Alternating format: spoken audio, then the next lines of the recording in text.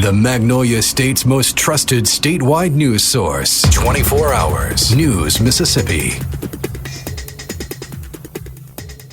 I'm Courtney Carter with News Mississippi, and it's January 7th. Now today we've got a lot to talk about. The weather is the big one, but also what's been going on at the state capitol. Now back to the weather. Crazy cold hitting Mississippi today and tonight, so you'll want to get ready. It's going to be single-digit overnight temperatures in North Mississippi, especially with that wind chill coming through. It's going to be the low to mid-teens in central Mississippi. Hard freeze warning for all over the state, so make sure you've got your pipes wrapped, your plants covered, and the pets in for the evening. It's going to be really, really cold.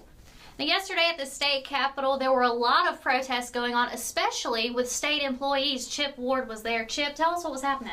Now, Courtney, Mississippi has some of the lowest paid state employees in the nation. Correction workers make about $22,000 a year, and a moral movement Mississippi was at the state capitol asking lawmakers for a pay raise.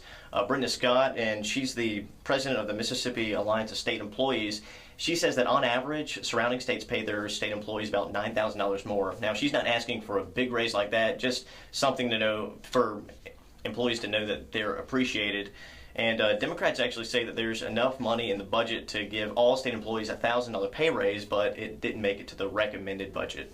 And so what about some of the protesters that were out there? What were they saying? Well, they said that pay raises were a moral concern because some of them say that they can't even, they have to decide between paying bills and, maybe buying shoes for the kids and just things like that. Also at the state capitol yesterday, parents rallying against Common Core. Chelsea Corona was there. Chelsea, tell us about what all the parents were doing. What were they saying?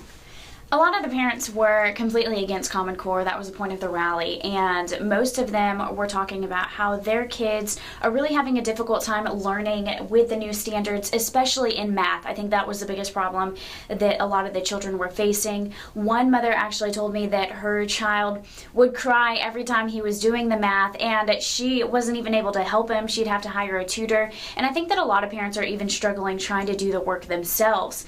And so if the students aren't getting a hold of how to do the Common Core, then there is obviously something that they want changed as far as the education system goes.